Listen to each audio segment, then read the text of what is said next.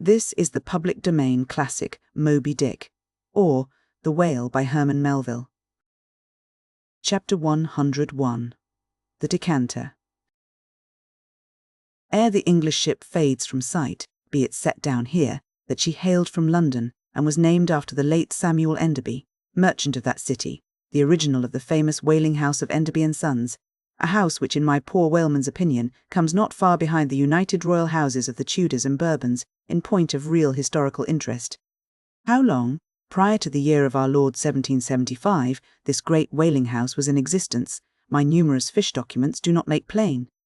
But in that year, 1775, it fitted out the first English ships that ever regularly hunted the sperm whale, though for some score of years previous, ever since 1726, our valiant Coffins and Maceys of Nantucket and the Vineyard had in large fleets pursued that leviathan, but only in the North and South Atlantic, not elsewhere. Be it distinctly recorded here that the Nantucketers were the first among mankind to harpoon with civilized steel the great sperm whale, and that for half a century they were the only people of the whole globe who so harpooned him. In 1778, a fine ship, the Amelia, fitted out for the express purpose, and at the sole charge of the vigorous Enderbys, boldly rounded Cape Horn, and was the first among the nations to lower a whaleboat of any sort in the great South Sea.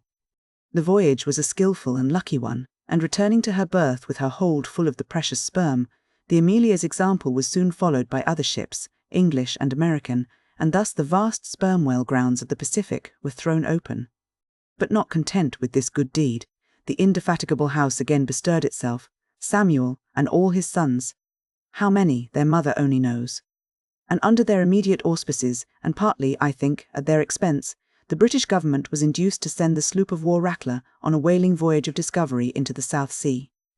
Commanded by a naval post-captain, the Rattler made a rattling voyage of it, and did some service, how much does not appear. But this is not appear. In 1819, the same house fitted out a discovery whale ship of their own to go on a tasting cruise to the remote waters of Japan. That ship, well called the Siren, made a noble experimental cruise, and it was thus that the great Japanese whaling ground first became generally known.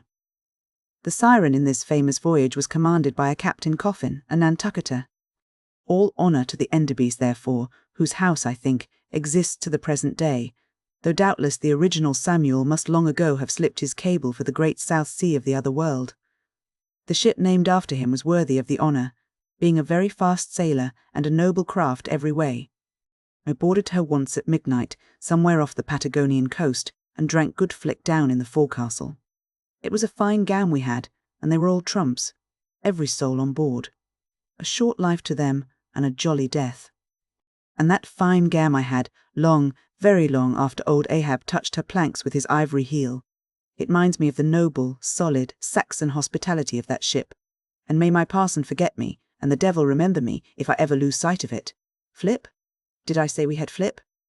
Yes, and we flipped it at the rate of 10 gallons the hour, and when the squall came, for it's squally off there by Patagonia, and all hands visitors and all were called to reef topsails, we were so top-heavy that we had to swing each other aloft in bowlines, and we ignorantly furled the skirts of our jackets into the sails, so that we hung there, reefed fast in the howling gale.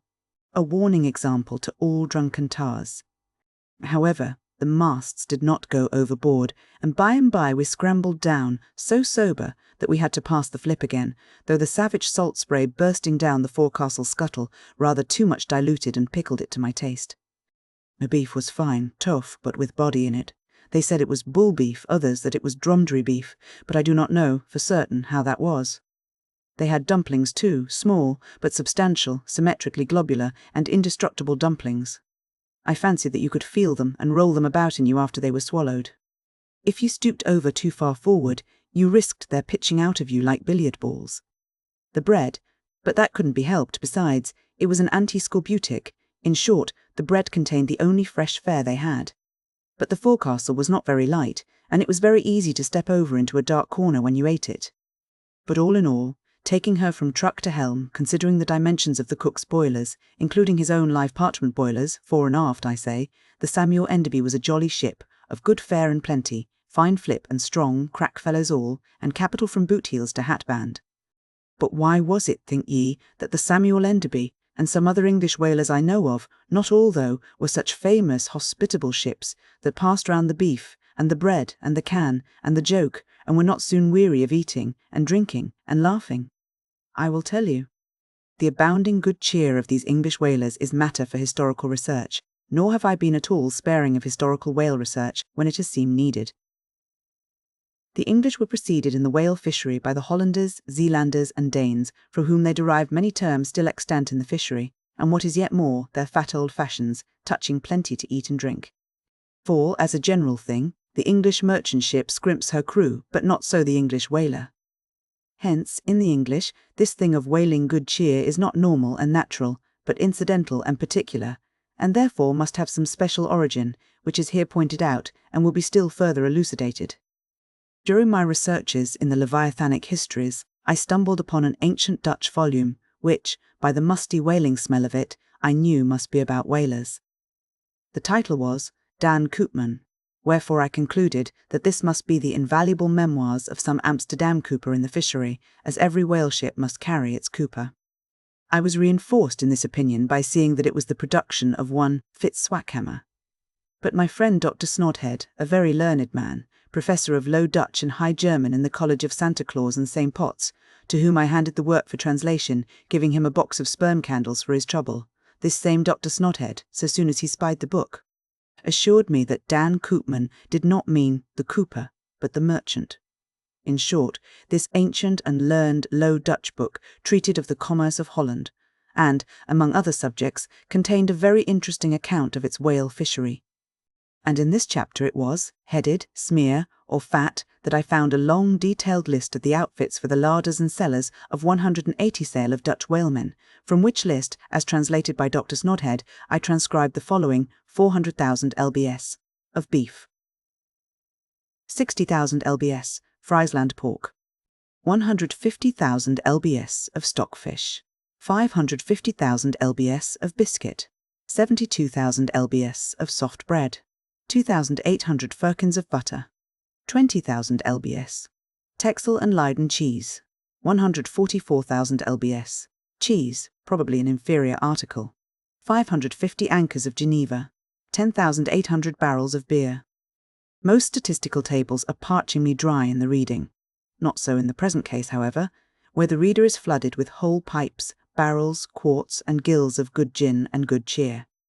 At the time, I devoted 3 days to the studious digesting of all this beer, beef, and bread, during which many profound thoughts were incidentally suggested to me, capable of a transcendental and Platonic application, and, furthermore, I compiled supplementary tables of my own, touching the probable quantity of stockfish and so on, consumed by every Low Dutch harpooner in that ancient Greenland and Spitzbergen whale fishery. In the first place, the amount of butter and Texel and Leyden cheese consumed seems amazing. I impute it, though, to their naturally unctuous natures, being rendered still more unctuous by the nature of their vocation, and especially by their pursuing their game in those frigid polar seas on the very coasts of that Esquimaux country where the convivial natives pledge each other in bumpers of train oil. The quantity of beer, too, is very large, 10,800 barrels. Now, as those polar fisheries could only be prosecuted in the short summer of that climate, so that the whole cruise of one of these Dutch whalemen, including the short voyage to and from the Spitzbergen Sea, did not much exceed 3 months, say, and reckoning 30 men to each of their fleet of 180 sail, we have 5,400 Low Dutch seamen in all. Therefore, I say, we have precisely 2 barrels of beer per man, for a 12 weeks' allowance, exclusive of his fair proportion of that 550 anchors of gin. Now, whether these gin and beer harpooneers, so fuddled as one might fancy them to have been, were the right sort of men to stand up in a boat's head and take good aim at flying whales, this would seem somewhat improbable. Yet they did aim at them, and hit them too. But this was very far north, be it remembered, where beer agrees well with the constitution, upon the equator, in our southern fishery. Beer would be apt to make the harpooner sleepy at the masthead and boozy in his boat, and grievous loss might ensue to Nantucket and New Bedford. No more. Enough has been said to show that the old Dutch whalers of 2 or 3 centuries ago were high livers, and that the English whalers have not neglected so excellent an example.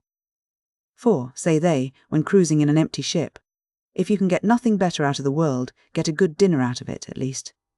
And this empties the decanter. Chapter 102.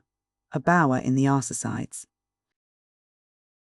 Hitherto, in descriptively treating of the sperm whale, I have chiefly dwelt upon the marvels of his outer aspect, or separately and in detail upon some few interior structural features. But to a large and thorough sweeping comprehension of him, it behooves me now to unbutton him still further, and untagging the points of his hose, unbuckling his garters, and casting loose the hooks and the eyes of the joints of his innermost bones, set him before you in his ultimatum, that is to say, in his unconditional skeleton. But how now, Ishmael? How is it that you, a mere oarsman in the fishery, pretend to know aught about the subterranean parts of the whale? Did erudite Stubb, mounted upon your capstan, deliver lectures on the anatomy of the cetacea, and by help of the windlass hold up a specimen rib for exhibition? Explain thyself, Ishmael. Can you land a full-grown whale on your deck for examination, as a cook dishes a roast pig? Surely not. A veritable witness have you hitherto been, Ishmael. But have a care how you seize the privilege of Jonah alone, the privilege of discoursing upon the joists and beams, the rafters, ridgepole, sleepers, and underpinnings, making up the framework of Leviathan, and belike of the tallow vats, dairy rooms, butteries, and cheeseries in his bowels. I confess that since Jonah, few whalemen have penetrated very far beneath the skin of the adult whale. Nevertheless, I have been blessed with an opportunity to dissect him in miniature. In a ship I belonged to, a small cub sperm whale was once bodily hoisted to the deck for his poke or bag, to make sheaths for the barbs of the harpoons, and for the heads of the lances. Think you, I let that chance go without using my boat, hatchet and jackknife, and breaking the seal and reading all the contents of that young cub? And as for my exact knowledge of the bones of the Leviathan in their gigantic full-grown development, for that rare knowledge I am indebted to my late royal friend Tranquo, King of Tranquo, one of the Arsacides. For being at Tranquo years ago, when attached to the trading ship Day of Algiers, I was invited to spend part of the Arsacidean holidays with the Lord of Tranque, at his retired palm villa at Pupella, a seaside glen not very far distant from what our sailors called Bamboo Town, his capital. Among many other fine qualities, my royal friend Tranquo, being gifted with a devout love for all matters of barbaric virtue, had brought together in Pupella whatever rare things the more ingenious of his people could invent. Chiefly carved woods of wonderful devices, chiselled shells, inlaid spears, costly paddles, aromatic canoes, and all these distributed among whatever natural wonders the wonder-freighted, tribute-rendering waves had cast upon his shores. Chief among these latter was a great sperm whale, which, after an unusually long raging gale, had been found dead and stranded, with his head against a cocoa-nut tree, whose plumage, like tufted droopings, seemed his verdant jet. When the vast body had at last been stripped of its fathom, deep enfoldings, and the bones become dust-dry in the sun, then the skeleton was carefully transported up the Pupella Glen, where a grand temple of lordly palms now sheltered it. The ribs were hung with trophies. The vertebrae were carved with Arsacidean annals. In strange hieroglyphics, in the skull, the priests kept up an unextinguished aromatic flame, so that the mystic head again sent forth its vapoury spout, while, suspended from a bough, the terrific lower jaw vibrated over all the devotees, like the hair-hung sword that so affrighted Damocles. It was a wondrous sight. The wood was green as mosses of the icy glen, the trees stood high and haughty, feeling their living sap. The industrious earth beneath was as a weaver's loom, with a gorgeous carpet on it, whereof the ground-vine tendrils formed the warp and woof, and the living flowers the figures. All the trees, with all their laden branches, all the shrubs and ferns and grasses, the message carrying air, all these unceasingly were active. Through the lacings of the leaves, the great sun seemed a flying shuttle, weaving the unwearied verdure. Oh, busy weaver, unseen weaver, pause, one word, whither flows the fabric? What palace may it deck? Wherefore all these ceaseless toilings? Speak, weaver, stay thy hand. But one single word with thee. Nay, the shuttle flies, the figures float from forth the loom. The freshet-rushing carpet for ever slides away. The weaver, God, he weaves, and by that weaving is he deafened, that he hears no mortal voice, and by that humming we too who look on the loom are deafened, and only when we escape it shall we hear the thousand voices that speak through it, for even so it is in all material factories. As spoken words that are inaudible among the flying spindles, those same words are plainly heard without the walls, bursting from the opened casements. thereby have villainies been detected. Ah, mortal! Then be heedful, for so, in all this din of the great world's loom, thy subtlest thinkings may be overheard afar. Now, amid the green, life-restless loom of that Arsacidian wood, the great, white, worship skeleton lay lounging, a gigantic idler. Yet, as the ever-woven verdant warp and woof intermixed and hummed around him, the mighty idler seemed the cunning weaver, himself all woven over with the vines, every month assuming greener, fresher verdure, but himself a skeleton. Life folded death, death trellised life, the grim god wived with youthful life, and begat him curly-headed glories. Now, when with royal tranquil eye visited this wondrous whale, and saw the skull an altar, and the artificial smoke ascending from where the real jet had issued, I marvelled that the king should regard a chapel as an object of virtue. He laughed. But more I marvelled that the priests should swear that smoky jet of his was genuine. To and fro I paced before this skeleton, brushed the vines aside, broke through the ribs, and with a ball of Arsacidian twine, wandered, eddied long amid its many winding shaded colonnades and arbours. But soon my line was out, and following it back, I emerged from the opening where I entered.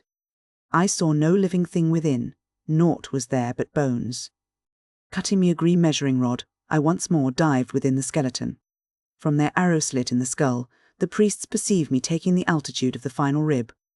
"How now?" they shouted. "Darst thou measure this, our god?" "That's for us." "Aye, priests. Well, how long do ye make him, then?"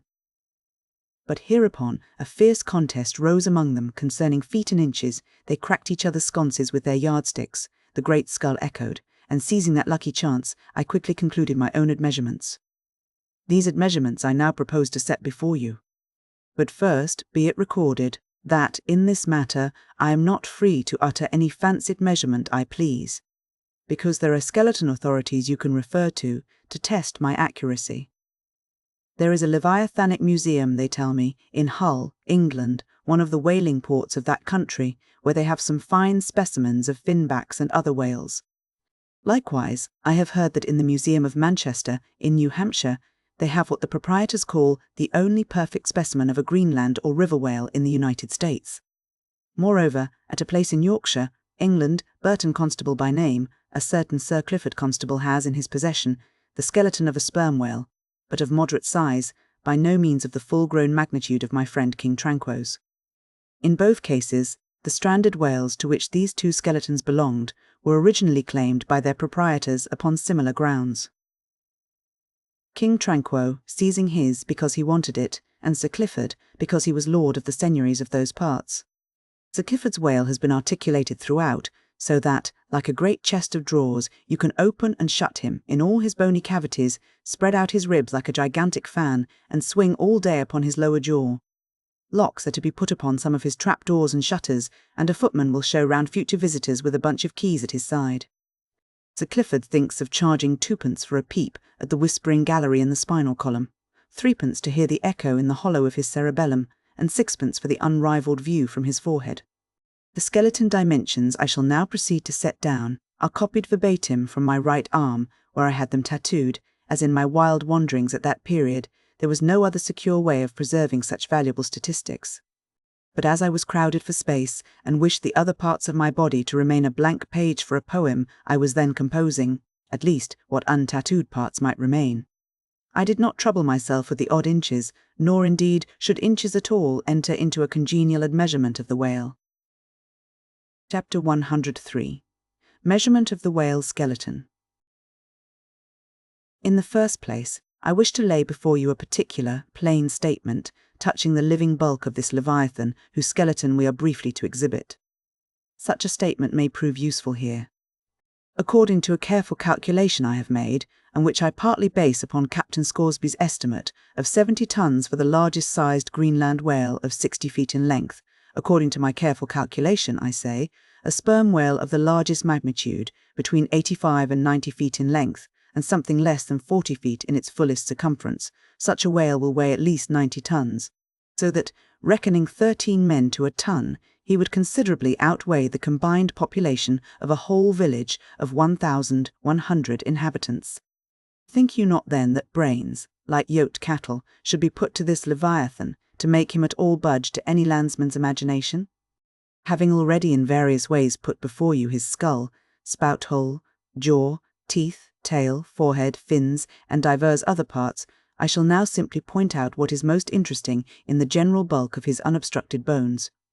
But as the colossal skull embraces so very large a proportion of the entire extent of the skeleton, as it is by far the most complicated part, and as nothing is to be repeated concerning it in this chapter, you must not fail to carry it in your mind, or under your arm, as we proceed. Otherwise you will not gain a complete notion of the general structure we are about to view. In length, the sperm whale's skeleton at Trank measured 72 feet, so that when fully invested and extended in life, he must have been 90 feet long, for in the whale, the skeleton loses about 1/5 in length compared with the living body. Of this 72 feet, his skull and jaw comprised some 20 feet, leaving some 50 feet of plain backbone. Attached to this backbone, for something less than a third of its length, was the mighty circular basket of ribs which once enclosed his vitals. To me, this vast ivory-ribbed chest, with the long unrelieved spine extending far away from it in a straight line, not a little resembled the hull of a great ship new laid upon the stocks, when only some 20 of her naked bow ribs are inserted, and the keel is otherwise, for the time, but a long, disconnected timber. The ribs were 10 on a side. The first, to begin from the neck, was nearly 6 feet long. The second, third, and fourth were each successively longer, till you came to the climax of the fifth, or one of the middle ribs, which measured 8 feet and some inches. From that part, the remaining ribs diminished, till the 10th and last only spanned 5 feet and some inches.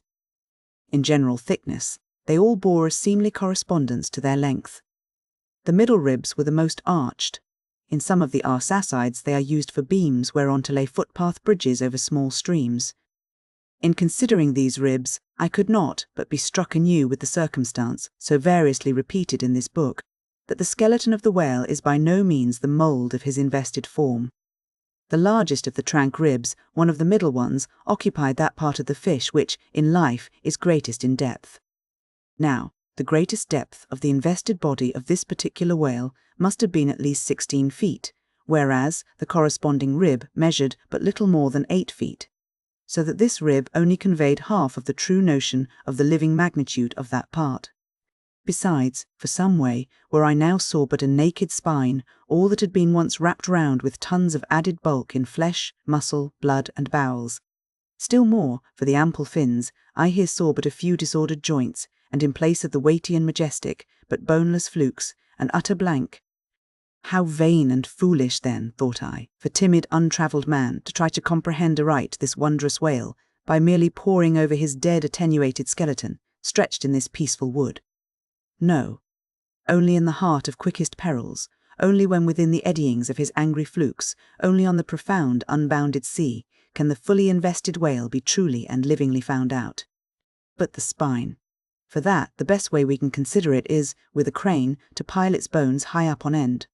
No speedy enterprise. But now it's done, it looks much like Pompey's pillar. There are 40 and odd vertebrae in all, which in the skeleton are not locked together. They mostly lie like the great knobbed blocks on a Gothic spire, forming solid courses of heavy masonry. The largest, a middle one, is in width something less than 3 feet, and in depth more than 4. The smallest, where the spine tapers away into the tail, is only 2 inches in width, and looks something like a white billiard ball. I was told that there were still smaller ones, but they had been lost by some little cannibal urchins, the priest's children, who had stolen them to play marbles with. Thus we see how that the spine of even the hugest of living things tapers off at last into simple child's play. Chapter 104. The Fossil Whale. From his mighty bulk, the whale affords a most congenial theme whereon to enlarge, amplify, and generally expatiate. Would you could not compress him. By good rights he should only be treated of in imperial folio. Not to tell over again his furlongs from spiracle to tail, and the yards he measures about the waist. Only think of the gigantic involutions of his intestines, where they lie in him like great cables and hawsers coiled away in the subterranean orlop deck of a line of battleship. Since I have undertaken to manhandle this Leviathan, it behooves me to approve myself omnisciently exhaustive in the enterprise, not overlooking the minutest seminal germs of his blood, and spinning him out to the uttermost coil of his bowels. Having already described him in most of his present habitary and anatomical peculiarities, it now remains to magnify him in an archaeological, fossiliferous, and antediluvian point of view. Applied to any other creature than the Leviathan, to an ant or a flea, such portly terms might justly be deemed unwarrantably grandiloquent. But when Leviathan is the text, the case is altered. Fain am I to stagger to this emprise under the weightiest words of the dictionary. And here be it said, that whenever it has been convenient to consult one in the course of these dissertations, I have invariably used a huge quarto edition of Johnson, expressly purchased for that purpose, because that famous lexicographer's uncommon personal bulk more fitted him to compile a lexicon to be used by a whale author like me. One often hears of writers that rise and swell with their subject, though it may seem but an ordinary one. How then with me, writing of this Leviathan? Unconsciously my chirography expands into placard capitals. Give me a condor's quill, give me Vesuvius's crater for an inkstand. Friends, hold my arms.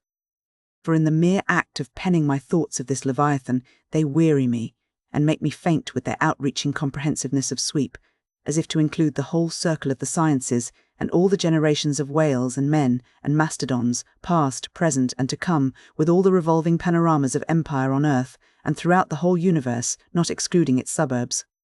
Such, and so magnifying, is the virtue of a large and liberal theme. We expand to its bulk. To produce a mighty book, you must choose a mighty theme. No great and enduring volume can ever be written on the flea, though many there be who have tried it. Ere entering upon the subject of fossil whales, I present my credentials as a geologist, by stating that in my miscellaneous time I have been a stone mason, and also a great digger of ditches, canals, and wells, wine vaults, cellars, and cisterns of all sorts. Likewise, by way of preliminary, I desire to remind the reader that while in the earlier geological strata there are found the fossils of monsters now almost completely extinct, the subsequent relics discovered in what are called the tertiary formations seen the connecting, or at any rate intercepted links, between the antichronical creatures and those whose remote posterity are said to have entered the ark. All the fossil whales hitherto discovered belong to the tertiary period, which is the last preceding the superficial formations. And though none of them precisely answer to any known species of the present time, they are yet sufficiently akin to them in general respects to justify their taking rank as cetacean fossils. Detached, broken fossils of pre-Adamite whales, fragments of their bones and skeletons, have within 30 years past, at various intervals, been found at the base of the Alps, in Lombardy, in France, in England, in Scotland, and in the states of Louisiana, Mississippi, and Alabama. Among the more curious of such remains is part of a skull, which in the year 1779 was disinterred in the Rue Dauphine in Paris, a short street opening almost directly upon the Palace of the Tuileries, and bones disinterred in excavating the great docks of Antwerp in Napoleon's time. Cuvier pronounced these fragments to have belonged to some utterly unknown leviathanic species. But by far the most wonderful of all cetacean relics was the almost complete vast skeleton of an extinct monster, found in the year 1842 on the plantation of Judge Cree in Alabama. The awe-stricken, credulous slaves in the vicinity took it for the bones of one of the fallen angels. The Alabama doctors declared it a huge reptile and bestowed upon it the name of Basilosaurus. But some specimen bones of it being taken across the sea to Owen, the English anatomist, it turned out that this alleged reptile was a whale, though of a departed species. A significant illustration of the fact, again and again repeated in this book, that the skeleton of the whale furnishes but little clue to the shape of his fully invested body. So Owen rechristened the monster Zeuglodon, and in his paper read before the London Geological Society, pronounced it, in substance, one of the most extraordinary creatures which the mutations of the globe have blotted out of existence. When I stand among these mighty Leviathan skeletons, skulls, tusks, jaws, ribs, and vertebra, all characterized by partial resemblances to the existing breeds of sea monsters, but at the same time bearing on the other hand similar affinities to the annihilated antichronical Leviathans, their incalculable seniors, I am, by a flood, borne back to that wondrous period, ere time itself can be said to have begun, for time began with man. Here Saturn's grey chaos rolls over me, and I obtain dim, shuddering glimpses into those polar eternities, when wedged bastions of ice pressed hard upon what are now the tropics, and in all the 25,000 miles of this world's circumference, not an inhabitable hand's breadth of land was visible. Then the whole world was the whale's, and, king of creation, he left his wake along the present lines of the Andes and the Himalayas. Who can show a pedigree like Leviathan? Ahab's harpoon had shed older blood than the pharaoh's. Methuselah seems a schoolboy. I look round to shake hands with Shem. I am horror, struck at this antimosaic unsourced existence of the unspeakable terrors of the whale, which, having been before all time, must needs exist after all humane ages are. Over, but not alone has this Leviathan left his pre-Adamite traces in the stereotype plates of nature, and in limestone and marl bequeathed his ancient bust. But upon Egyptian tablets, whose antiquity seems to claim for them an almost fossiliferous character, we find the unmistakable print of his fin. In an apartment of the great temple of Dendera, some 50 years ago, there was discovered upon the granite ceiling a sculptured and painted planisphere, abounding in centaurs, griffins, and dolphins, similar to the grotesque figures on the celestial globe of the moderns. Gliding among them, old Leviathan swam as of yore, was there swimming in that planisphere, centuries before Solomon was cradled. Nor must there be omitted another strange attestation of the antiquity of the whale, in his own osseous post-diluvian reality, as set down by the venerable John Leo, the old Barbary traveller. Not far from the seaside, they have a temple, the rafters and beams of which are made of whale bones, for whales of a monstrous size are oftentimes cast up dead upon that shore. The common people imagine that by a secret power bestowed by God upon the temple, no whale can pass it without immediate death. But the truth of the matter is that on either side of the temple there are rocks that shoot 2 miles into the sea and wound the whales when they light upon them. They keep a whale's rib of an incredible length for a miracle, which lying upon the ground with its convex part uppermost, makes an arch, the head of which cannot be reached by a man upon a camel's back. This rib, says John Leo, is said to have lain there 100 years before I saw it. Their historians affirm that a prophet who prophesied of Mahomet came from this temple, and some do not stand to assert that the prophet Jonas was cast forth by the whale at the base of the temple. In this Afric temple of the whale I leave you, reader, and if you be a Nantucketer and a whaleman, you will silently worship there. Chapter 105. Does the whale's magnitude diminish? Will he perish? Inasmuch, then, as this Leviathan comes floundering down upon us from the head, waters of the eternities, it may be fitly inquired whether, in the long course of his generations, he has not degenerated from the original bulk of his sires. But upon investigation we find that not only are the whales of the present day superior in magnitude to those whose fossil remains are found in the tertiary system, embracing a distinct geological period prior to man, but of the whales found in that tertiary system, those belonging to its latter formations exceed in size those of its earlier ones. Of all the pre-Adamite whales yet exhumed, by far the largest is the Alabama, one mentioned in the last chapter, and that was less than 70 feet in length in the skeleton. Whereas we have already seen that the tape measure gives 72 feet for the skeleton of a large-sized modern whale. And I have heard, on whaleman's authority, that sperm whales have been captured near 100 feet long at the time of capture. But may it not be that while the whales of the present hour are an advance in magnitude upon those of all previous geological periods, may it not be that since Adam's time they have degenerated? Assuredly, we must conclude so, if we are to credit the accounts of such gentlemen as Pliny, and the ancient naturalists generally. For Pliny tells us of whales that embraced acres of living bulk, and Aldrovandus of others which measured 800 feet in length, rope walks and Thames tunnels of whales. And even in the days of Banks and Solander, Cook's naturalists, we find a Danish member of the Academy of Sciences setting down certain Iceland whales, Redan siska, or wrinkled bellies, at 120 yards, that is, 360 feet. And Lacépède, the French naturalist, in his elaborate history of whales, in the very beginning of his work, page 3, sets down the right whale at 100 meters, 328 feet. And this work was published so late as a.d. 1825. But will any whaleman believe these stories? No. The whale of today is as big as his ancestors in Pliny's time, and if ever I go where Pliny is, I, a whaleman, more than he was, will make bold to tell him so. Because I cannot understand how it is that while the Egyptian mummies that were buried thousands of years before even Pliny was born, do not measure so much in their coffins as a modern Kentuckian in his socks, And while the cattle and other animals sculptured on the oldest Egyptian and Nineveh tablets, by the relative proportions in which they are drawn, just as plainly prove that the high-bred, stall-fed prize cattle of Smithfield not only equal, but far exceed in magnitude the fattest of Pharaoh's fat kine. In the face of all this, I will not admit that of all animals the whale alone should have degenerated.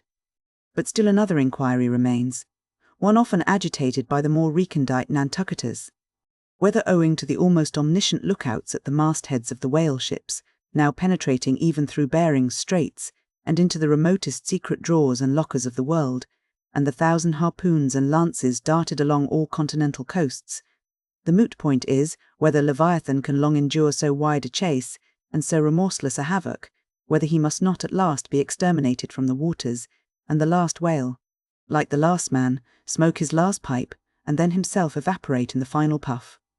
Comparing the humped herds of whales with the humped herds of buffalo, which, not 40 years ago, overspread by tens of thousands the prairies of Illinois and Missouri, and shook their iron manes and scowled with their thunder-clotted brows upon the sites of populous river capitals, where now the polite broker sells you land at $1 an inch, in such a comparison an irresistible argument would seem furnished, to show that the hunted whale cannot now escape speedy extinction.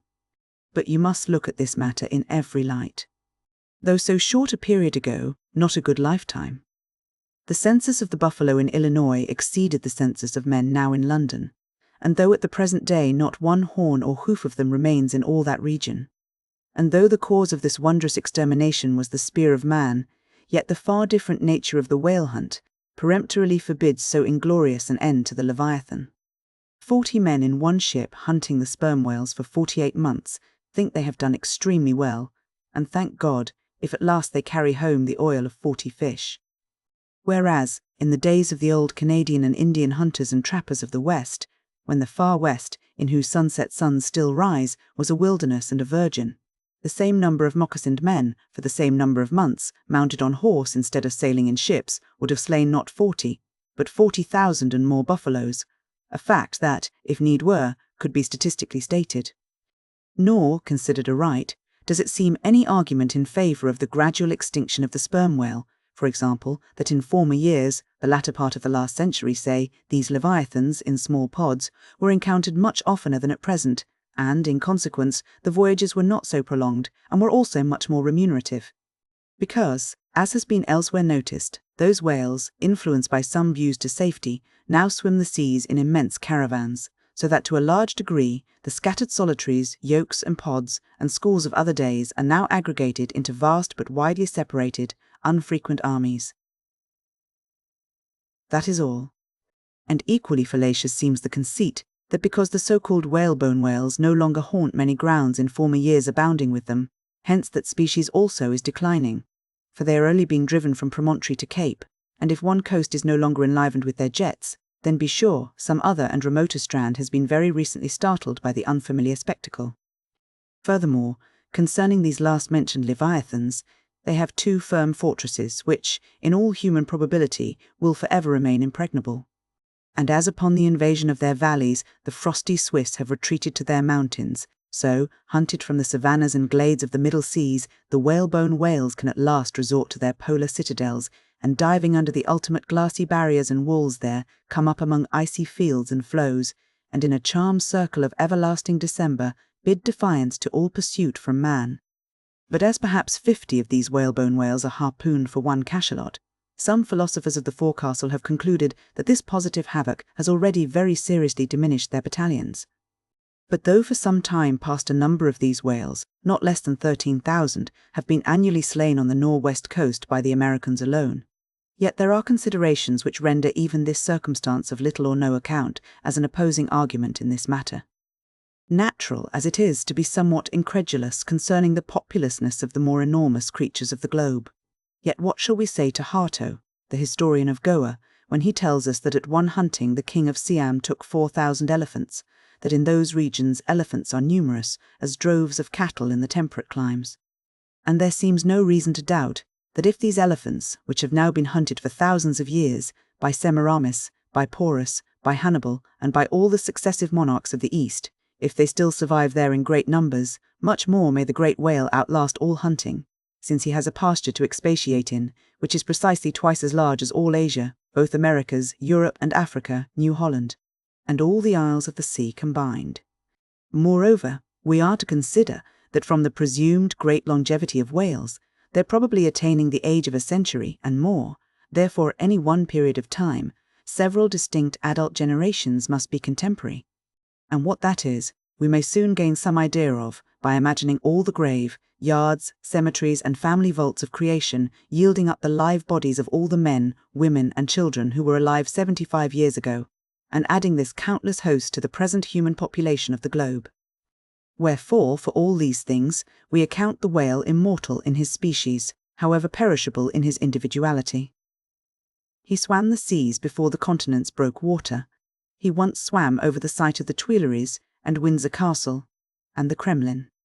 In Noah's flood he despised Noah's Ark, and if ever the world is to be again flooded, like the Netherlands, to kill off its rats, then the eternal whale will still survive, and rearing upon the topmost crest of the equatorial flood, spout his froth defiance to the skies.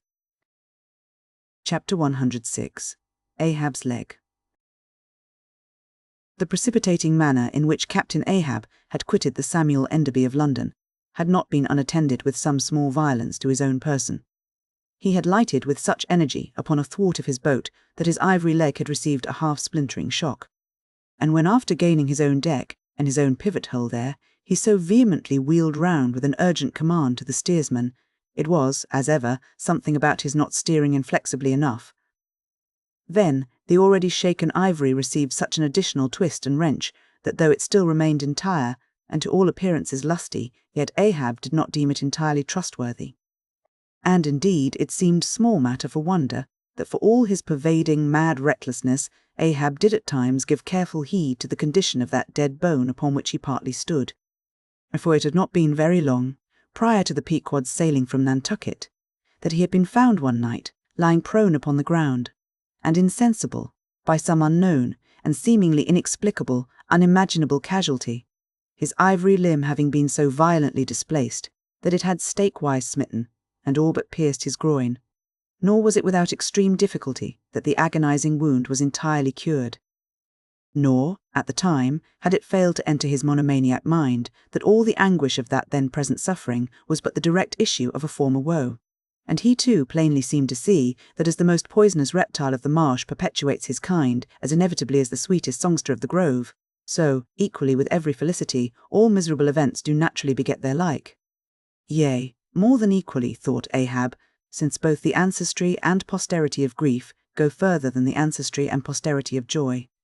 For, not to hint of this, that it is an inference from certain canonic teachings, that while some natural enjoyments here shall have no children born to them for the other world, but, on the contrary, shall be followed by the joy, childlessness of all hell's despair, whereas some guilty mortal miseries shall still fertilely beget to themselves an eternally progressive progeny of griefs beyond the grave, not at all to hint of this, there still seems an inequality in the deeper analysis of the thing. For, thought Ahab, while even the highest earthly felicities ever have a certain unsignifying pettiness lurking in them, but, at bottom, all heart woos, a mystic significance, and, in some men, an archangelic grandeur, so do their diligent tracings, out not belie the obvious deduction. To trail the genealogies of these high mortal miseries carries us at last among the sourceless primogenitures of the gods, so that, in the face of all the glad haymaking suns and soft cymballing round harvest moons, we must needs give in to this, that the gods themselves are not for ever glad.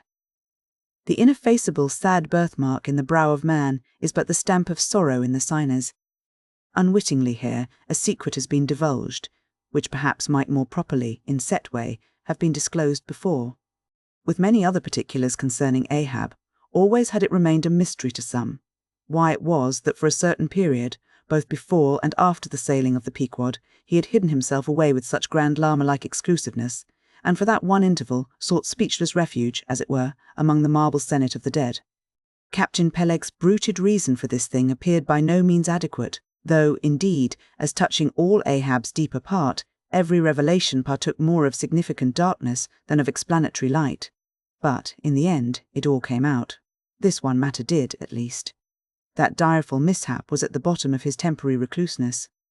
And not only this, but to that ever-contracting dropping circle ashore, who for any reason possessed the privilege of a less banned approach to him, to that timid circle, the above-hinted casualty, remaining, as it did, moodily unaccounted for by Ahab, invested itself with terrors not entirely underived from the land of spirits and of whales, so that, through their zeal for him, they had all conspired, so far as in them lay, to muffle up the knowledge of this thing from others, and hence it was that not till a considerable interval had elapsed did it transpire upon the Pequod's decks. But be all this as it may, let the unseen, ambiguous synod in the air, or the vindictive princes and potentates of fire, have to do or not with earthly Ahab. Yet, in this present matter of his leg, he took plain practical procedures. He called the carpenter. And when that functionary appeared before him, he bade him without delay set about making a new leg, and directed the mates to see him supplied with all the studs and joists of jaw, ivory, sperm whale, which had thus far been accumulated on the voyage, in order that a careful selection of the stoutest, clearest grained stuff might be secured. This done, the carpenter received orders to have the leg completed that night, and to provide all the fittings for it, independent of those pertaining to the distrusted one in use. Moreover, the ship's forge was ordered to be hoisted out of its temporary idleness in the hold, and, to accelerate the affair, the blacksmith was commanded to proceed at once to the forging of whatever iron contrivances might be needed. Chapter 107. The Carpenter. Seat thyself sultanically among the moons of Saturn, and take high abstracted man alone, and he seems a wonder, a grandeur, and a woe. But from the same point, take mankind in mass, and for the most part they seem a mob of unnecessary duplicates, both contemporary and hereditary. But most humble though he was, and far from furnishing an example of the high humane abstraction, the Pequod's carpenter was no duplicate. Hence, he now comes in person on this stage. Like all sea-going ship carpenters, and more especially those belonging to whaling vessels, he was, to a certain off-handed, practical extent, alike experienced in numerous trades and callings collateral to his own, the carpenter's pursuit being the ancient and outbranching trunk of all those numerous handicrafts which more or less have to do with wood as an auxiliary material. But, besides the application to him of the generic remark above, this carpenter of the Pequod was singularly efficient in those 1,000 nameless mechanical emergencies continually recurring in a large ship, upon a 3 or 4 years' voyage, in uncivilized and far-distant seas. For not to speak of his readiness in ordinary duties, repairing stove-boats, sprung spars, reforming the shape of clumsy bladed oars, inserting bull's eyes in the deck, or new tree-nails in the side-planks, and other miscellaneous matters more directly pertaining to his special business. He was moreover unhesitatingly expert in all manner of conflicting aptitudes, both useful and capricious. The one grand stage where he enacted all his various parts so manifold was his vice, bench, a long, rude, ponderous table furnished with several vices of different sizes, and both of iron and of wood. At all times, except when whales were alongside, this bench was securely lashed athwartships against the rear of the try-works. A belaying pin is found too large to be easily inserted into its hole. The carpenter claps it into one of his ever-ready vices, and straightway files it smaller. A lost land bird of strange plumage strays on board, and is made a captive, out of clean-shaved rods of right whale bone and cross-beams of sperm whale ivory. The carpenter makes a pagoda-looking cage for it. An oarsman sprains his wrist. The carpenter concocts a soothing lotion. Stubb longed for vermilion stars to be painted upon the blade of his every oar, screwing each oar in his big vice of wood. The carpenter symmetrically supplies the constellation. A sailor takes a fancy to wear shark-bone earrings. The carpenter drills his ears. Another has the toothache. The carpenter outpinces, and clapping one hand upon his bench, bids him be seated there.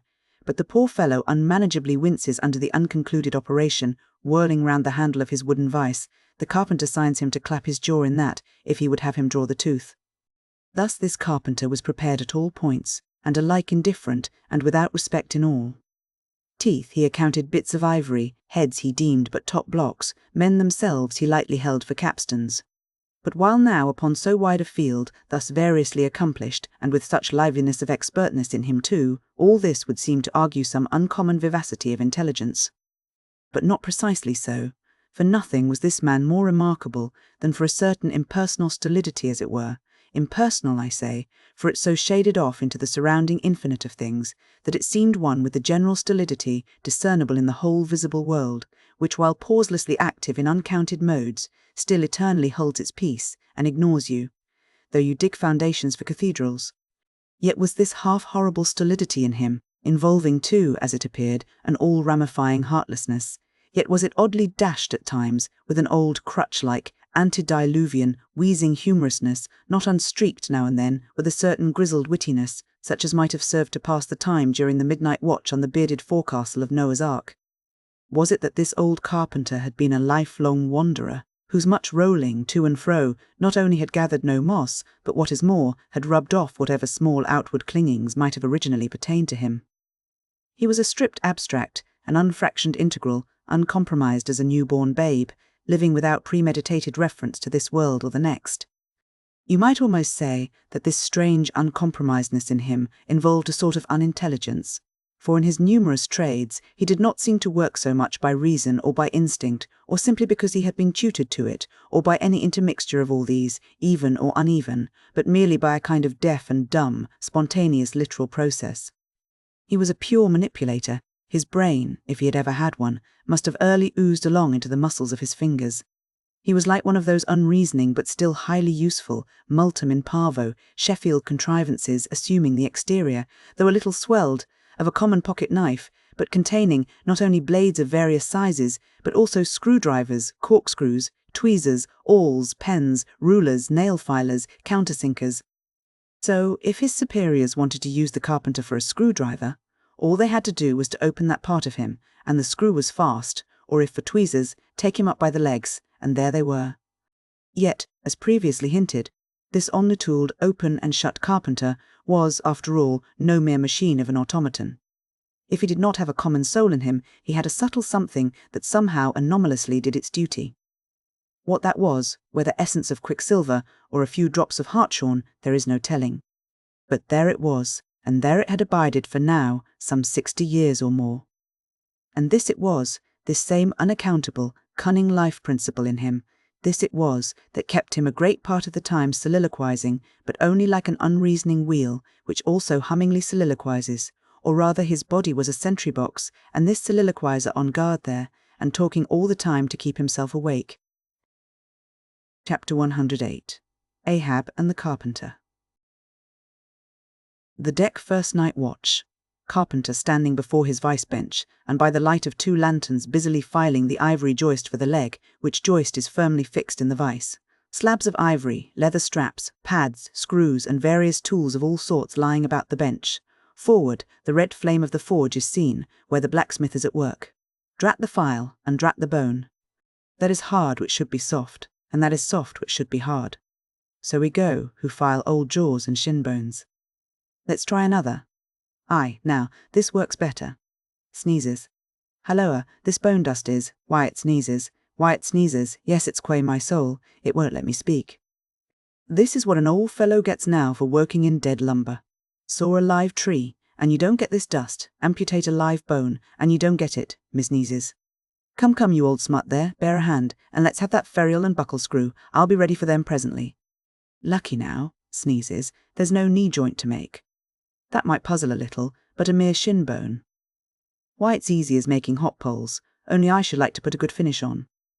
Time, if I but only had the time, I could turn him out as neat a leg now as ever, Sneezes, scraped to a lady in a parlour.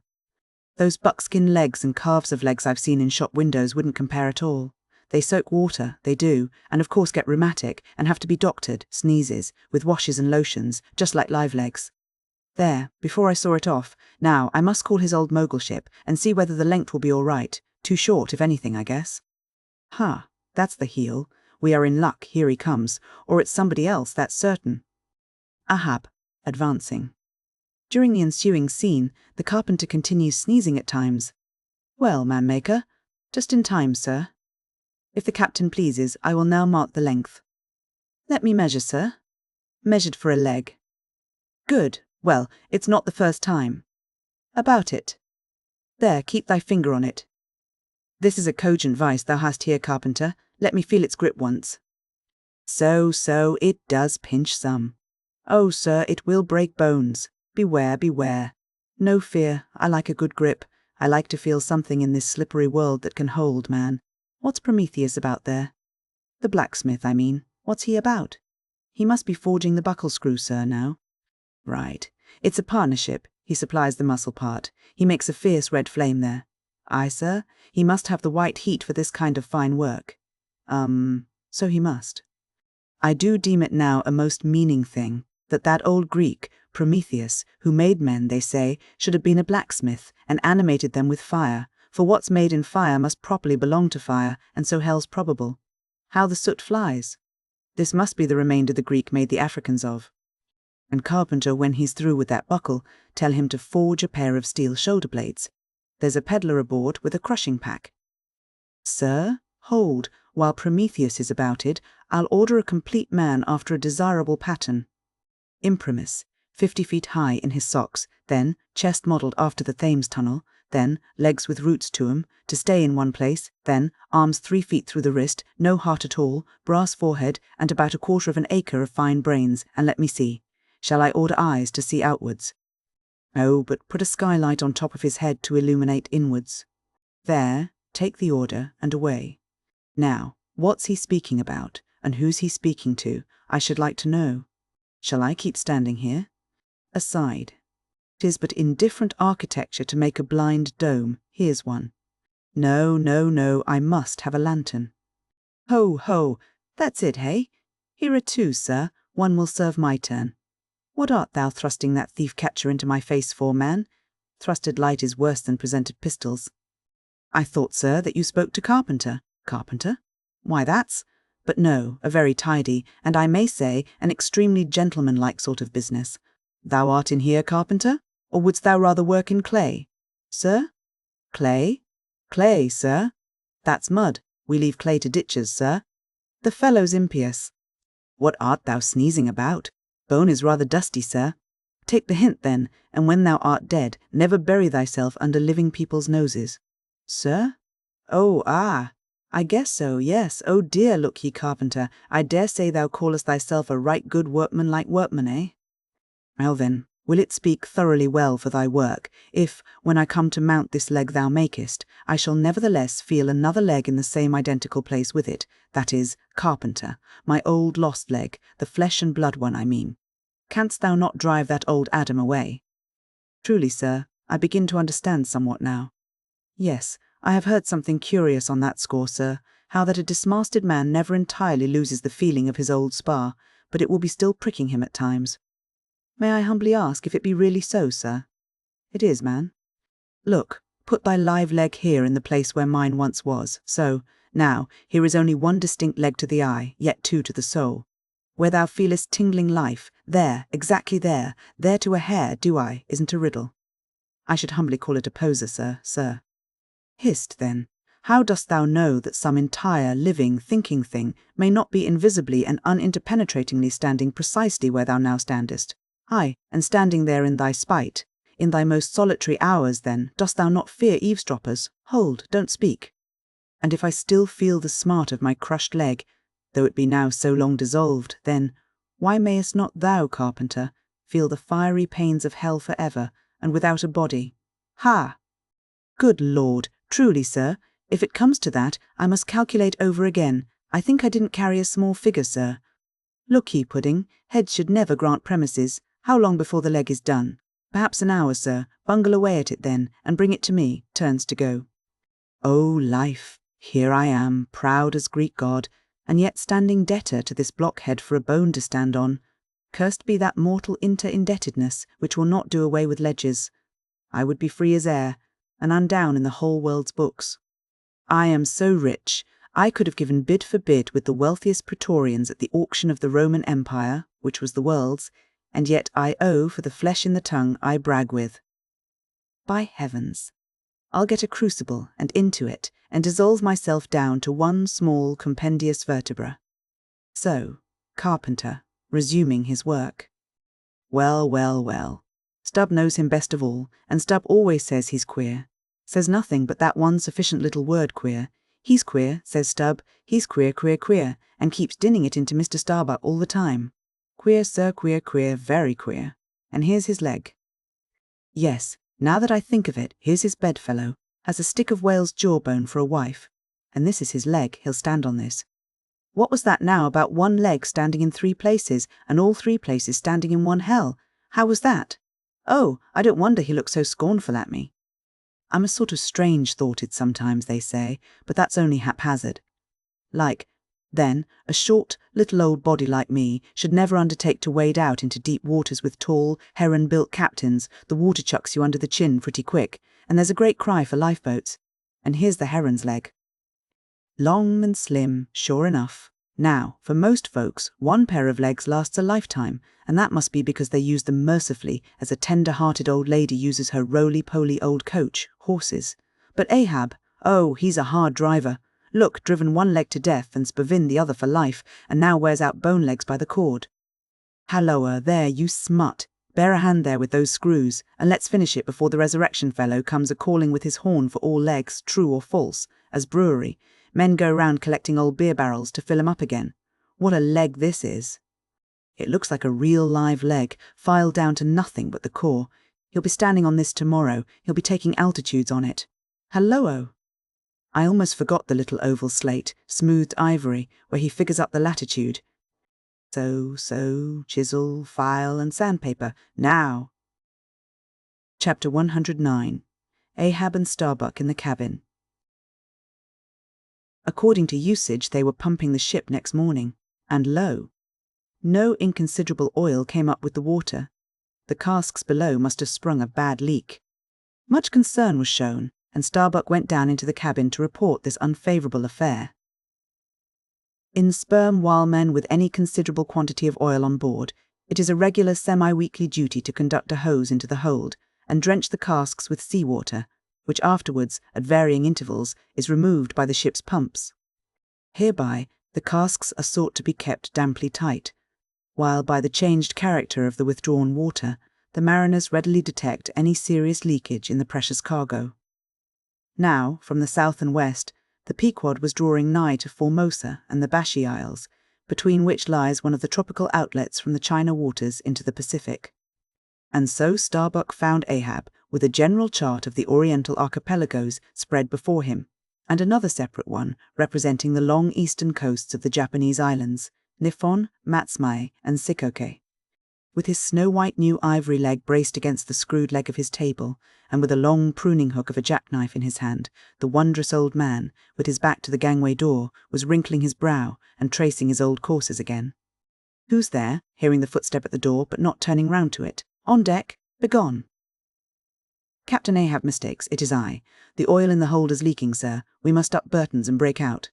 "Up Burtons and break out. Now that we are nearing Japan, heave. To here for a week to tinker a parcel of old hoops. Either do that, sir, or waste in one day more oil than we may make good in a year.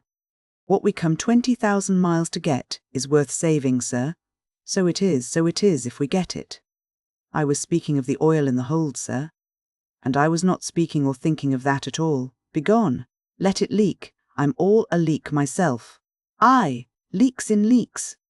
Not only full of leaky casks, but those leaky casks are in a leaky ship, and that's a far worse plight than the Pequod's, man. Yet I don't stop to pluck my leak, for who can find it in the deep-loaded hull, or how hope to plug it, even if found, in this life's howling gale? Starbuck, I'll not have the Burtons hoisted. What will the owners say, sir? Let the owners stand on Nantucket Beach, and out-yell the typhoons. What cares Ahab? Owners, owners. Thou art always prating to me, Starbuck, about those miserly owners, as if the owners were my conscience. But look ye, the only real owner of anything is its commander, and hark ye, my conscience is in this ship's keel, on deck."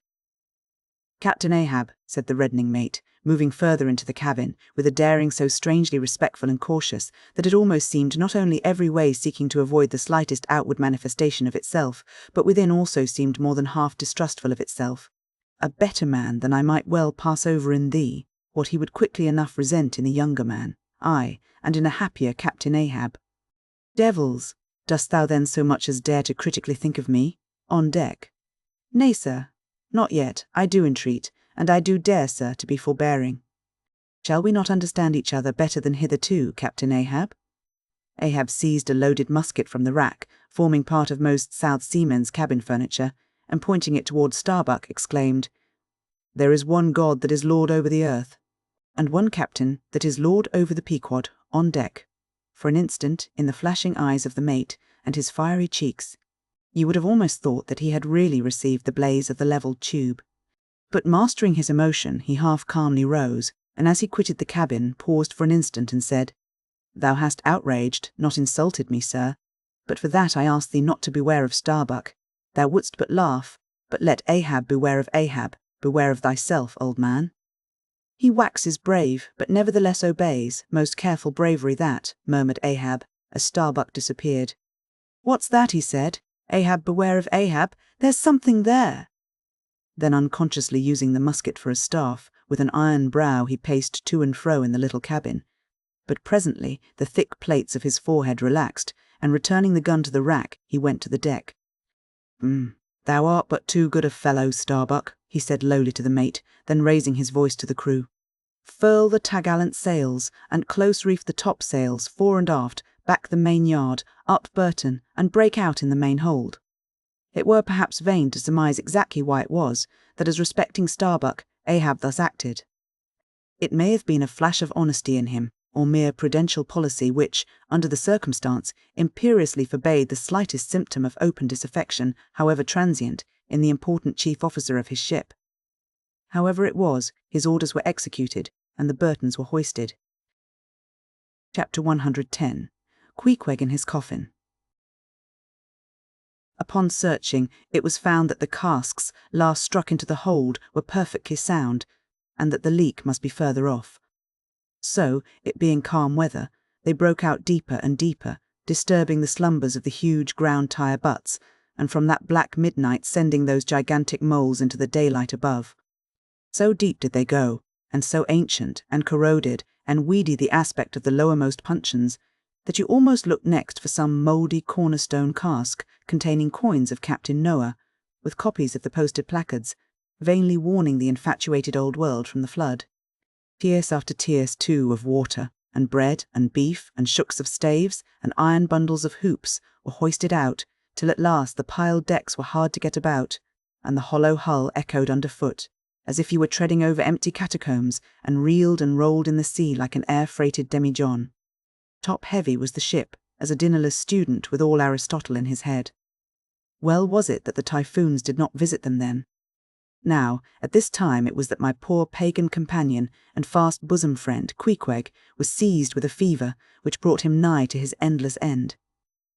Be it said that in this vocation of whaling, sinecures are unknown, dignity and danger go hand in hand, till you get to be captain, the higher you rise, the harder you toil. So with poor Queequeg, who, as harpooner, must not only face all the rage of the living whale, but, as we have elsewhere seen, mount his dead back in a rolling sea, and finally descend into the gloom of the hold, and bitterly sweating all day in that subterraneous confinement, resolutely manhandle the clumsiest casks and see to their stowage. To be short, among whalemen, the harpooneers are the holders, so called. Poor Queequeg. When the ship was about half disembowelled, you should have stooped over the hatchway and peered down upon him there, where, stripped to his woolen drawers, the tattooed savage was crawling about amid that dampness and slime, like a green-spotted lizard at the bottom of a well. And a well, or an ice-house, it somehow proved to him, poor pagan, where, strange to say, for all the heat of his sweatings, he caught a terrible chill which lapsed into a fever, and at last, after some days' suffering, laid him in his hammock, close to the very sill of the door of death. How he wasted and wasted away in those few long lingering days, till there seemed but little left of him, but his frame and tattooing. But as all else in him thinned, and his cheekbones grew sharper, his eyes, nevertheless, seemed growing fuller and fuller, they became of a strange softness of lustre, and mildly but deeply looked out at you there from his sickness, a wondrous testimony to that immortal health in him which could not die or be weakened. And like circles on the water, which, as they grow fainter, expand, so his eyes seemed rounding and rounding, like the rings of eternity. An awe that cannot be named would steal over you as you sat by the side of this waning savage, and saw as strange things in his face as any beheld who were bystanders when Zoroaster died. For whatever is truly wondrous and fearful in man, never yet was put into words or books, and the drawing near of death, which alike levels all, Alike impresses all with the last revelation, which only an author from the dead could adequately tell. So that, let us say it again, no dying Chaldee or Greek had higher and holier thoughts than those whose mysterious shades you saw creeping over the face of poor Queequeg, as he quietly lay in his swaying hammock, and the rolling sea seemed gently rocking him to his final rest, and the ocean's invisible flood tide lifted him higher and higher towards his destined heaven. Not a man of the crew but gave him up, and, as for Queequeg himself, what he thought of his case was forcibly shown by a curious favour he asked. He called one to him in the grey morning watch, when the day was just breaking, and taking his hand, said that while in Nantucket he had chanced to see certain little canoes of dark wood, like the rich war-wood of his native isle, and upon inquiry he had learned that all whalemen who died in Nantucket were laid in those same dark canoes, and that the fancy of being so laid had much pleased him, for it was not unlike the custom of his own race, who, after embalming a dead warrior, stretched him out in his canoe, and so left him to be floated away to the starry archipelagos.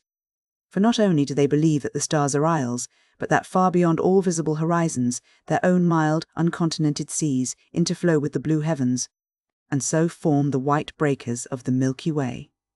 He added that he shuddered at the thought of being buried in his hammock according to the usual sea custom, tossed like something vile to the death-devouring sharks. No, he desired a canoe like those of Nantucket, all the more congenial to him, being a whaleman, that like a whaleboat. These coffin canoes were without a keel, though that involved but uncertain steering and much leeway adown the dim ages. Now, when this strange circumstance was made known aft, the carpenter was at once commanded to do Queequeg's bidding, whatever it might include. There was some heathenish, coffin-coloured old lumber aboard, which, upon a long previous voyage, had been cut from the aboriginal groves of the Lackaday Islands, and from these dark planks the coffin was recommended to be made. No sooner was the carpenter apprised of the order than, taking his rule, he forthwith, with all the indifferent promptitude of his character, proceeded into the forecastle and took Queequeg's measure with great accuracy, regularly chalking Queequeg's person as he shifted the rule. "Ah, poor fellow, he'll have to die now," ejaculated the Long Island sailor. Going to his vice-bench, the carpenter, for convenience sake and general reference, now transferringly measured on it the exact length the coffin was to be, and then made the transfer permanent by cutting 2 notches at its extremities. This done, he marshalled the planks and his tools, and to work. When the last nail was driven, and the lid duly planed and fitted, he lightly shouldered the coffin and went forward with it, inquiring whether they were ready for it yet in that direction. Overhearing the indignant but half-humorous cries with which the people on deck began to drive the coffin away, Queequeg, to everyone's consternation, commanded that the thing should be instantly brought to him. Nor was there any denying him, seeing that, of all mortals, some dying men are the most tyrannical. And certainly, since they will shortly trouble us so little for evermore, the poor fellows ought to be indulged. Leaning over in his hammock, Queequeg long regarded the coffin with an attentive eye. He then called for his harpoon, had the wooden stock drawn from it, and then had the iron part placed in the coffin along with one of the paddles of his boat. All by his own request, also, biscuits were then ranged round the sides within, a flask of fresh water was placed at the head, and a small bag of woody earth scraped up in the hold at the foot, and a piece of sailcloth being rolled up for a pillow. Queequeg now entreated to be lifted into his final bed, that he might make trial of its comforts if any it had. He lay without moving a few minutes, then told one to go to his bag and bring out his little god Yojo. Then, crossing his arms on his breast with Yojo between, he called for the coffin lid, hatch he called it, to be placed over him.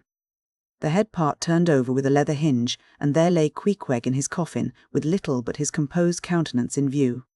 "Ramai, it will do, it is easy," he murmured at last, and signed to be replaced in his hammock. But ere this was done, Pip, who had been slyly hovering near by all this while, drew nigh to him where he lay, and with soft sobbings, took him by the hand, in the other holding his tambourine.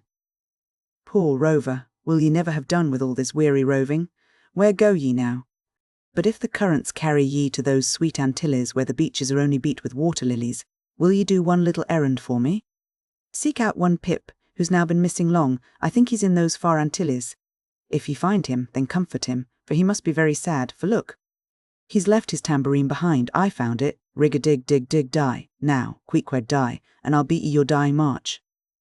"I have heard," murmured Starbuck, gazing down the scuttle, "that in violent fevers men all ignorance have talked in ancient tongues, and that when the mystery is probed it turns out always that in their wholly forgotten childhood those ancient tongues have been really spoken in their hearing by some lofty scholars.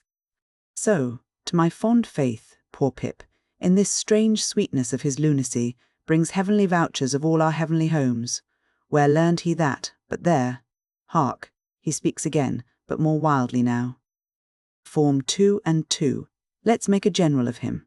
Ho, where's his harpoon? Lay it across here. Rigger, dig, dig, dig, huzza. Oh, for a gamecock now to sit upon his head and crow. Queequeg dies game. Mind ye that? Queequeg dies game. Take ye good heed of that. Queequeg dies game. I say, game, game, game. But base little Pip, he died a coward, died all a shiver, out upon Pip. Hark ye, if ye find Pip, tell all the Antilles he's a runaway, a coward, a coward, a coward, a coward. Tell them he jumped from a whale boat. I'd never beat my tambourine over base Pip, and hail him general, if he were once more dying here. No, no, shame upon all cowards, shame upon them. Let 'em go drown like Pip, that jumped from a whale boat. Shame, shame! During all this, Queequeg lay with closed eyes, as if in a dream. Pip was led away, and the sick man was replaced in his hammock. But now that he had apparently made every preparation for death, now that his coffin was proved a good fit, Queequeg suddenly rallied. Soon there seemed no need of the carpenter's box, and thereupon, when some expressed their delighted surprise, he, in substance, said that the cause of his sudden convalescence was this. At a critical moment he had just recalled a little duty ashore which he was leaving undone, and therefore had changed his mind about dying. He could not die yet, he averred. They asked him, then, whether to live or die was a matter of his own sovereign will and pleasure. He answered, certainly. In a word, it was Queequeg's conceit that if a man made up his mind to live, mere sickness could not kill him, nothing but a whale, or a gale, or some violent, ungovernable, unintelligent destroyer of that sort. Now, there is this noteworthy difference between savage and civilized, that while a sick civilized man may be 6 months convalescing, generally speaking, a sick savage is almost half well again in a day. So, in good time my Queequeg gained strength, and at length, after sitting on the windlass for a few indolent days, but eating with a vigorous appetite, he suddenly leaped to his feet, threw out his arms and legs, gave himself a good stretching, yawned a little bit, and then springing into the head of his hoisted boat, and poising a harpoon, pronounced himself fit for a fight. With a wild whimsiness, he now used his coffin for a sea-chest, and emptying into it his canvas bag of clothes, set them in order there. Many spare hours he spent in carving the lid with all manner of grotesque figures and drawings, and it seemed that hereby he was striving, in his rude way, to copy parts of the twisted tattooing on his body.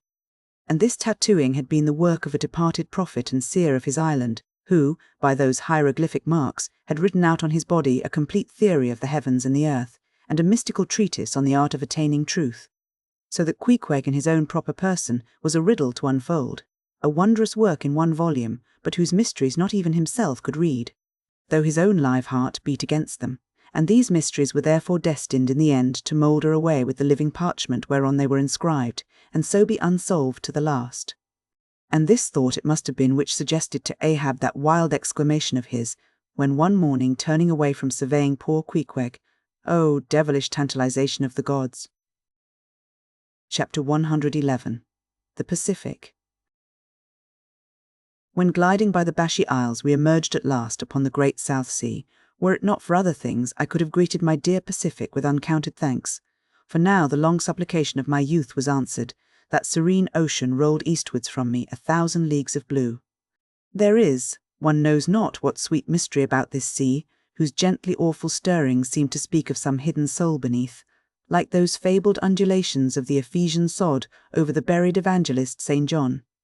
And meet it is, that over these sea pastures, wide-rolling watery prairies and potters' fields of all 4 continents, the waves should rise and fall, and ebb and flow unceasingly, for here, millions of mixed shades and shadows, drowned dreams, somnambulisms, reveries, all that we call lives and souls, lie dreaming, dreaming, still, tossing like slumberers in their beds, the ever-rolling waves but made so by their restlessness.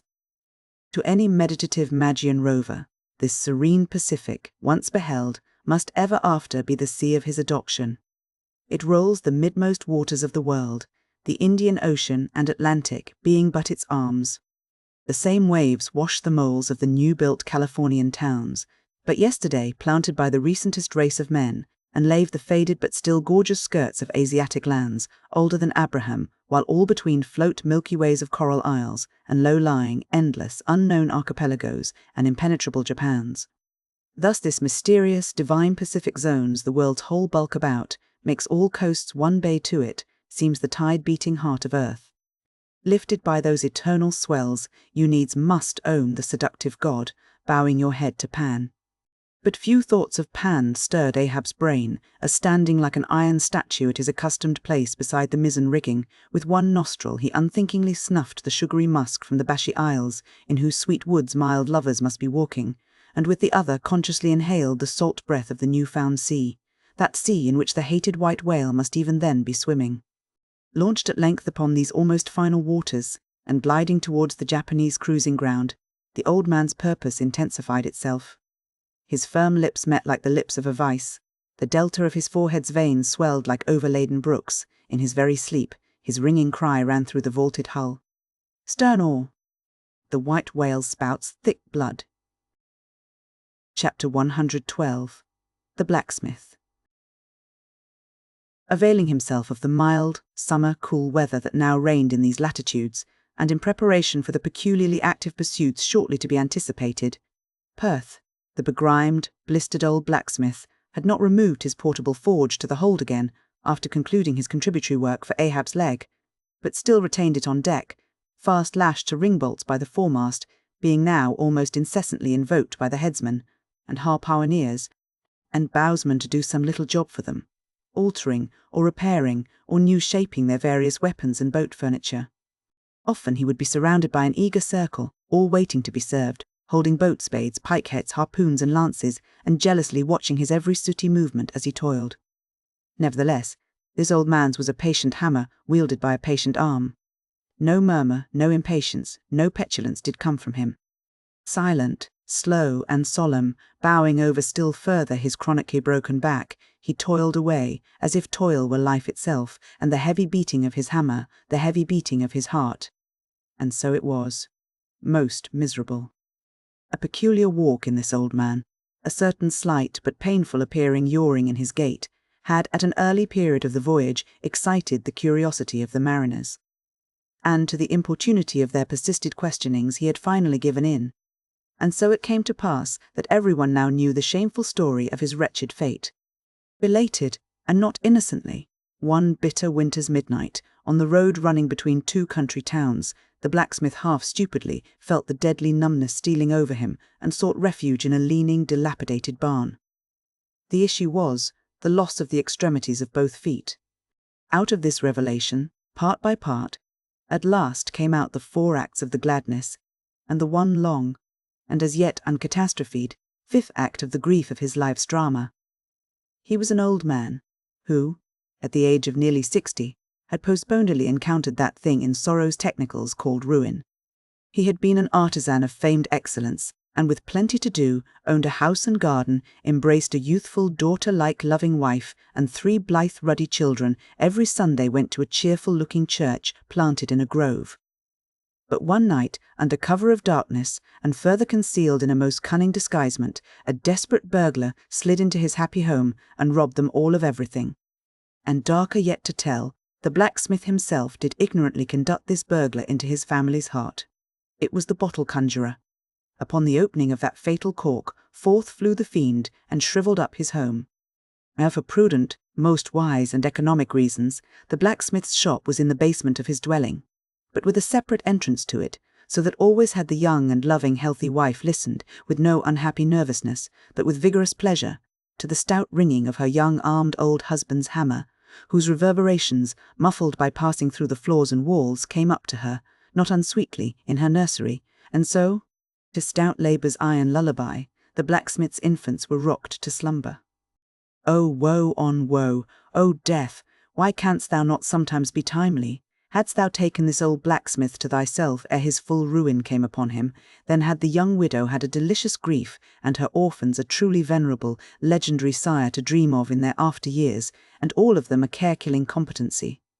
But death plucked down some virtuous elder brother, on whose whistling daily toil solely hung the responsibilities of some other family, and left the worse than useless old man standing till the hideous rot of life should make him easier to harvest. Why tell the whole?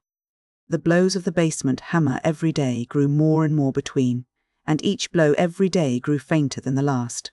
The wife sat frozen at the window with tearless eyes, glitteringly gazing into the weeping faces of her children. The bellows fell, the forge choked up with cinders. The house was sold, the mother dived down into the long churchyard grass, her children twice followed her thither, and the houseless, familyless old man staggered off a vagabond in crape, his every woe unreverenced, his grey head a scorn to flaxen curls. Death seems the only desirable sequel for a career like this, but death is only a launching into the region of the strange untried. It is but the first salutation to the possibilities of the immense remote, the wild, the watery, the unshored, therefore, to the death-longing eyes of such men who still have left in them some interior compunctions against suicide.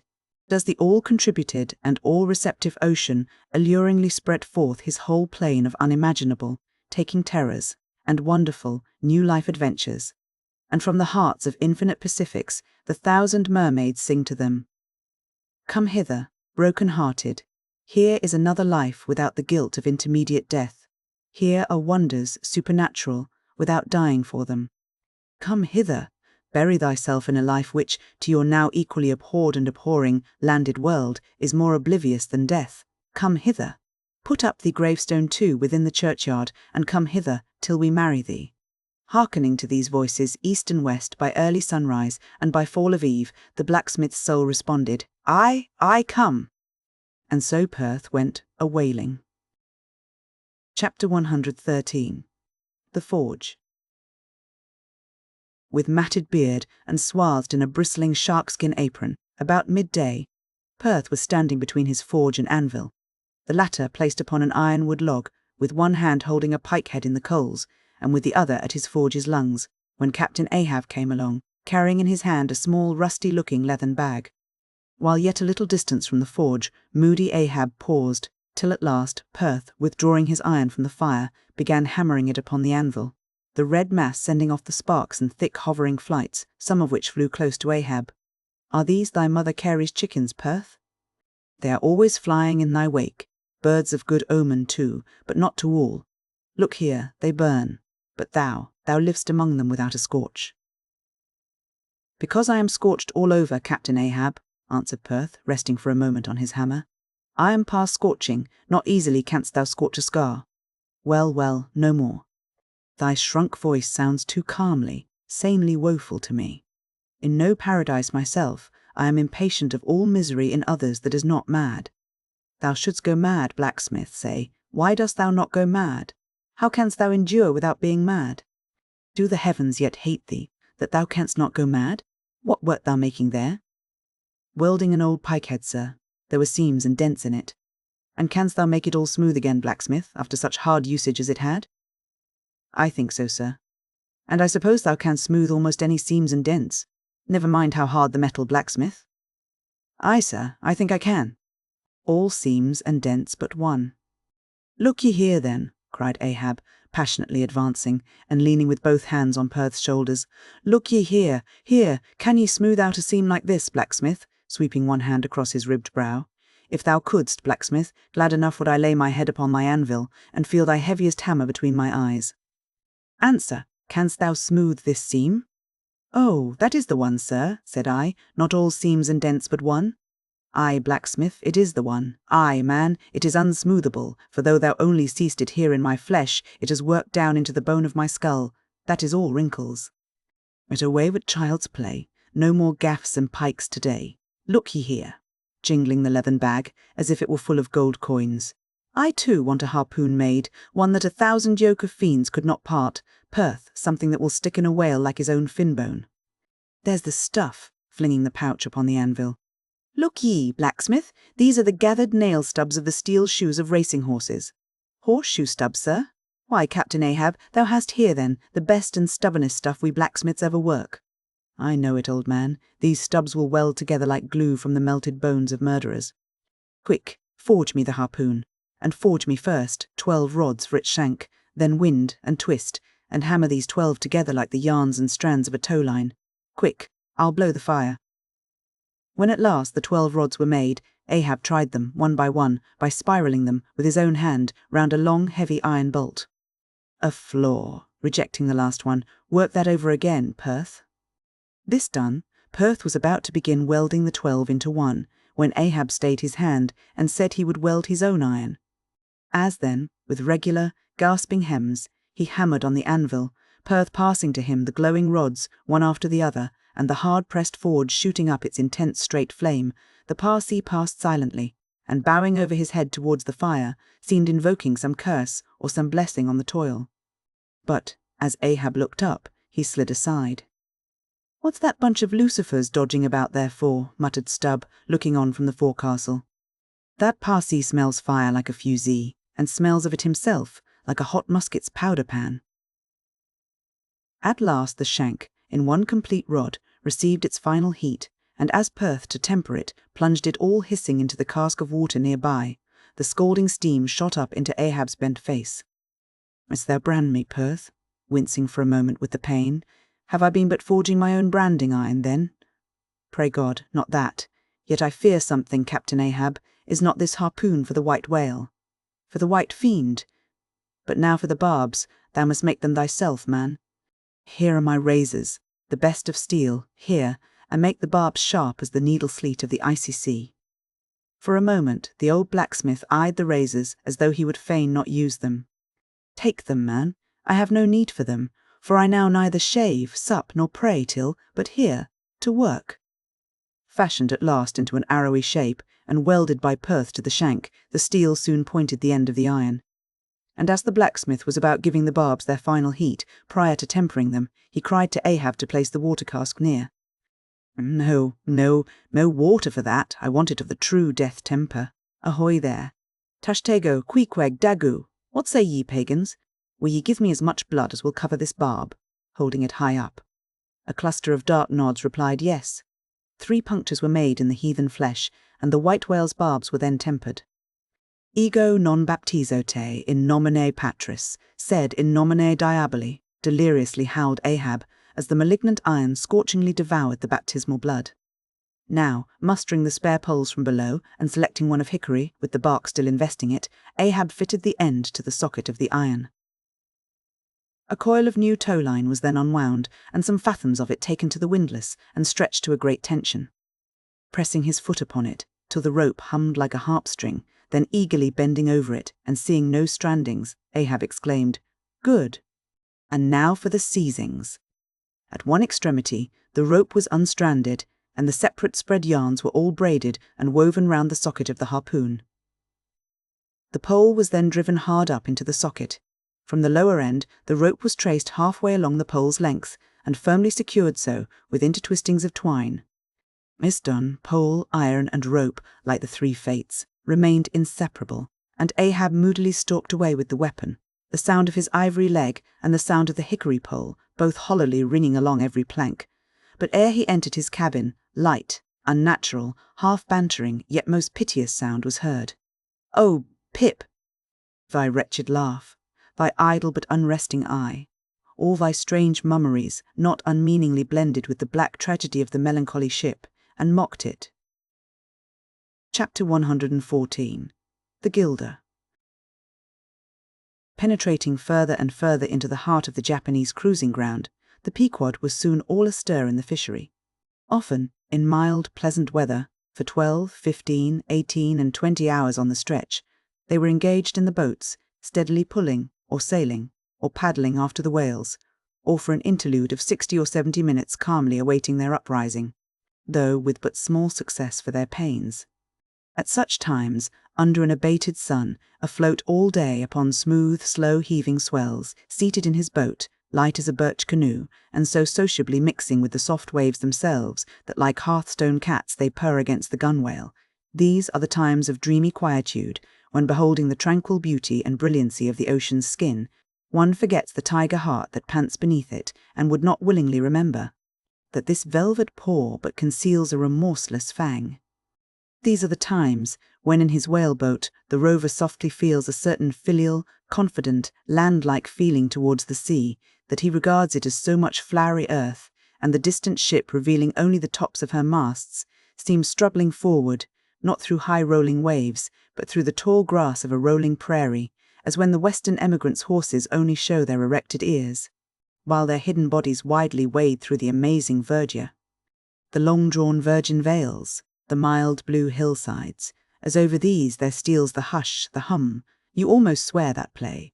Wearied children lie sleeping in these solitudes, in some glad May time, when the flowers of the woods are plucked. And all this mixes with your most mystic mood, so that fact and fancy, halfway meeting, interpenetrate, and form one seamless whole. Nor did such soothing scenes, however temporary, fail of at least as temporary an effect on Ahab. But if these secret golden keys did seem to open in him his own secret golden treasuries, yet did his breath upon them prove but tarnishing. O grassy glades! O ever-vernal endless landscapes in the soul, in ye, though long parched by the dead drought of the earthy life.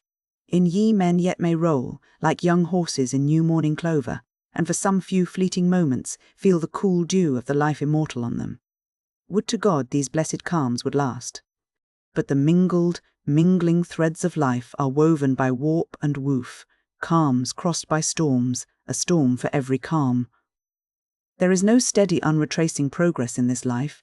We do not advance through fixed gradations, and at the last one pause, through infancy's unconscious spell, boyhood's thoughtless faith, adolescence doubt, the common doom, then skepticism, then disbelief, resting at last in manhood's pondering repose of if. But once gone through, we trace the round again, and are infants, boys and men, and ifs eternally. Where lies the final harbour, whence we unmoor no more? In what rapt ether sails the world, of which the weariest will never weary? Where is the foundling's father hidden? Our souls are like those orphans, whose unwedded mothers die in bearing them. The secret of our paternity lies in their grave, and we must there to learn it. And that same day too, gazing far down from his boat's side into that same golden sea, Starbuck lowly murmured, "Loveliness unfathomable, as ever lover saw in his young bride's eye, tell me not of thy teeth-tiered sharks and thy kidnapping cannibal ways. Let faith oust fact, let fancy oust memory, I look deep down and do believe." And Stubb, fish, light with sparkling scales, leaped up in that same golden light. I am Stubb, and Stubb has his history, but here Stubb takes oath that he has always been jolly. Chapter 115. The Pequod Meets the Bachelor. And jolly enough were the sights and the sounds that came bearing down before the wind, some few weeks after Ahab's harpoon had been welded.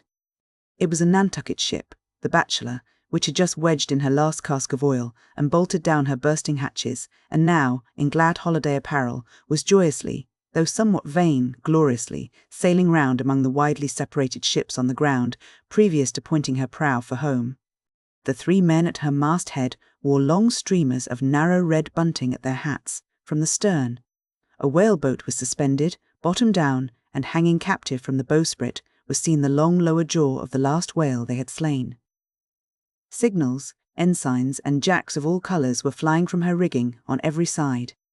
Sideways lashed, in each of her 3 basketed tops, were 2 barrels of sperm, above which, in her topmast cross-trees, you saw slender breakers of the same precious fluid, and nailed to her main truck was a brazen lamp. As was afterwards learned, the Bachelor had met with the most surprising success, all the more wonderful, for that while cruising in the same seas, numerous other vessels had gone entire months without securing a single fish. And not only had barrels of beef and bread been given away to make room for the far more valuable sperm, but additional supplemental casks had been bartered for, from the ships she had met, and these were stowed along the deck, and in the captain's and officers' staterooms. Even the cabin table itself had been knocked into kindling wood, and the cabin mess dined off the broad head of an oil butt, lashed down to the floor for a centrepiece. In the forecastle, the sailors had actually corked and pitched their chests, and filled them. It was humorously added that the cook had clapped ahead on his largest boiler, and filled it, that the steward had plugged his spare coffee-pot and filled it, that the harpooneers had headed the sockets of their irons and filled them, that indeed everything was filled with sperm, except the captain's pantaloons pockets, and those he reserved to thrust his hands into, in self-complacent testimony of his entire satisfaction.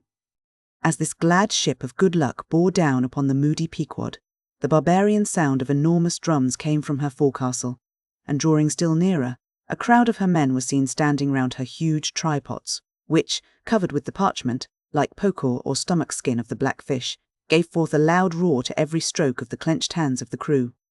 On the quarter-deck, the mates and harpooneers were dancing with the olive-hued girls who had eloped with them from the Polynesian Isles, while suspended in an ornamented boat, firmly secured aloft between the foremast and mainmast, 3 Long Island negroes, with glittering fiddle bows of whale ivory, were presiding over the hilarious jig.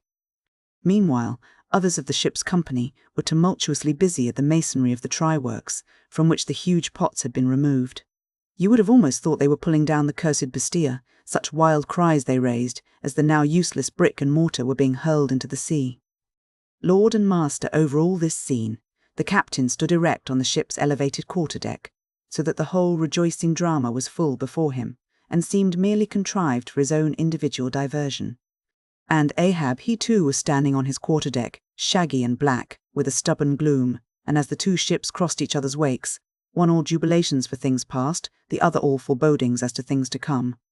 Their 2 captains in themselves impersonated the whole striking contrast of the scene. "Come aboard! Come aboard!" cried the gay bachelor's commander, lifting a glass and a bottle in the air. "Hast seen the white whale?" gritted Ahab in reply. "No, only heard of him, but don't believe in him at all," said the other good-humouredly. "Come aboard.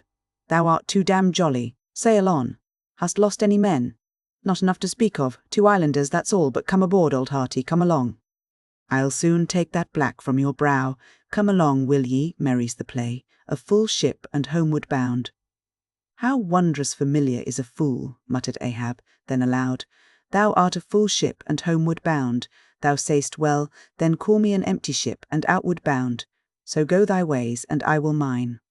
Forward there, set all sail, and keep her to the wind." And thus, while the one ship went cheerily before the breeze, the other stubbornly fought against it, and so the 2 vessels parted, the crew of the Pequod looking with grave, lingering glances towards the receding bachelor, but the bachelor's men never heeding their gaze for the lively revelry they were in. And as Ahab, leaning over the taffrail, eyed the homeward-bound craft, he took from his pocket a small vial of sand, and then, looking from the ship to the vial, seemed thereby bringing 2 remote associations together, for that vial was filled with Nantucket soundings.